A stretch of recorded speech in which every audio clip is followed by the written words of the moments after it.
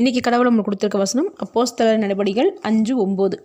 கர்த்தருடைய ஆவியை சோதிக்கிறதற்கு நீங்கள் ஒருமனப்பட்டதென்ன? இந்த வசனத்தை கொண்டு கடவுள் நம்மகிட்ட என்ன சொல்கிறத பார்ப்போம். அனன்யாவும் அவனுடைய மனைவி சப்பிராலும் அவங்களுடைய நிலத்தை விற்று ஒரு பங்கை மட்டும் அப்போஸ்தலர்கிட்ட கொடுத்துட்டு இன்னொரு பங்கை ஒளிச்சு வச்சுக்கிறாங்க. எல்லாருமே அவங்களோட நிலத்தை விற்று அப்போஸ்தலர்கிட்ட கொடுத்து எல்லாருக்கும் சரியாக பகிர்ந்து கொடுக்கும்போது அனன்யாவும் அவனுடைய மனைவியும் ஒரு பங்கை அவங்களுக்கு வேணும்னு தனியாக ஒளிச்சு வச்சுக்கிறாங்க.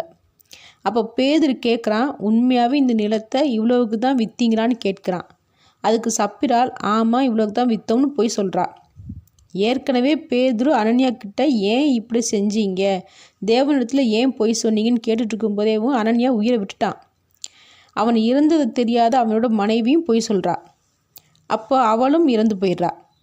கணவன் தப்பு பண்ணால் மனைவி கண்டிக்கணும், மனைவி தப்பு பண்ணால் கணவன் கண்டிக்கணும்.